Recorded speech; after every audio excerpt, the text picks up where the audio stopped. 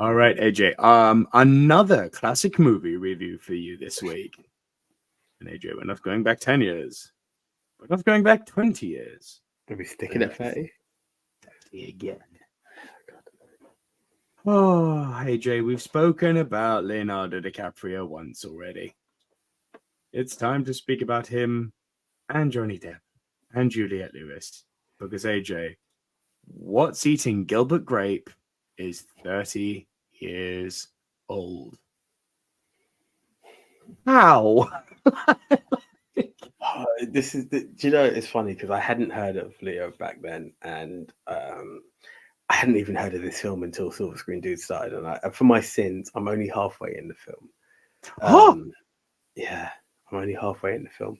However, what a film from what I've seen. It's very intense acting. It's Leo had no right being that good at that age. Put it that way. No, none. Not fair. I still need to see the conclusion, so I can't go further. Again, for anyone who has not seen a Rushmore, the reason I'm only halfway in the film is sometimes we have topics and we try to address it, and I try to squeeze in the film. If it doesn't make it by the Rushmore, I'm now building for the next Rushmore. Hence why there are like half films in my repertoire. But again, what I've seen, let's say half, it's not exactly to the halfway point. I don't just always stop there. It's part of a film. But what I have seen is some stellar performances from everybody in this movie. That's as much as I can say, sadly. It's very heavy-handed in a good way. Like, it doesn't shy away from some seriously heavy themes.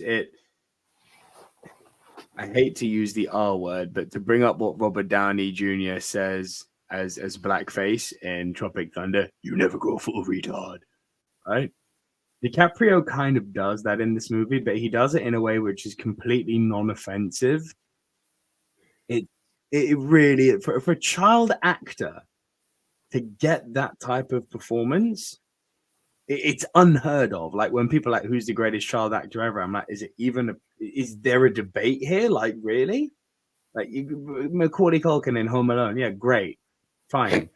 Dakota Fanning, fantastic young actress, fine. Jacob Tremblay in Room, great, very good. Kirsten Dunst in Interview with the Vampire, fantastic.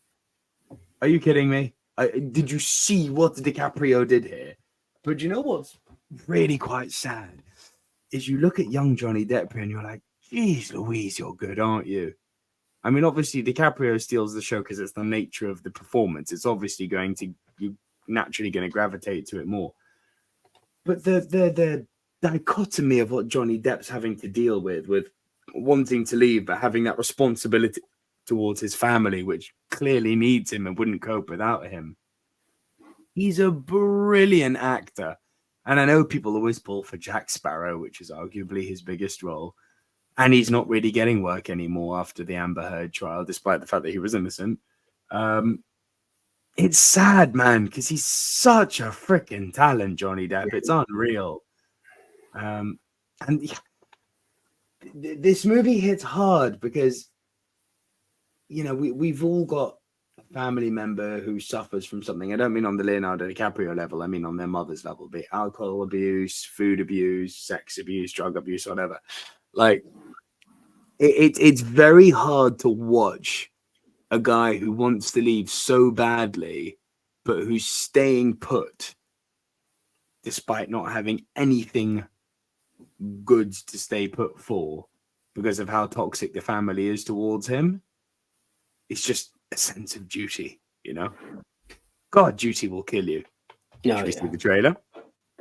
Yes, let's please do. Right, let's bring it up now. And here we go. Pandora. It's a town where nothing much ever happens. Juliette Lewis. This is where I live with my family. There he is. Doctor said we'd be lucky if Arnie lived to be 10. I could go at any time. Arnie, don't be rude. Some days you want him to live. I kill him, Gilbert. I know, buddy. Okay, son, come down now. Bye. Some days you don't. When is this gonna stop? Mama. Send my mom in there.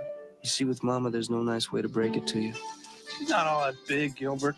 I saw a guy at the state fair who was a little bit bigger. I haven't always been like this. I haven't always been like this. Gilbert, I'll need a delivery later. If nothing ever happens here, It's those lobsters, isn't it? why does it always happen to me?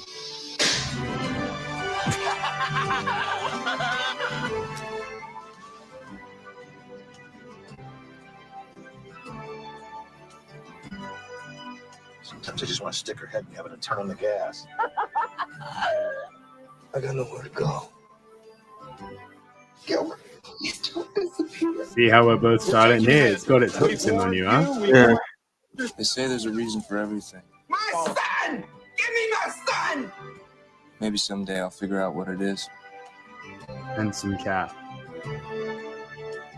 Oh, look, it's praying mantis. You know how they mate? The male will sneak up on the female, and she'll bite off his head, and the rest of his body will keep on mating. And then when they're done, she'll eat him. Yeah. It's I know, gripping, right? gripping trailer. Gripping I know, trailer. right? It's crazy, isn't it? Most definitely.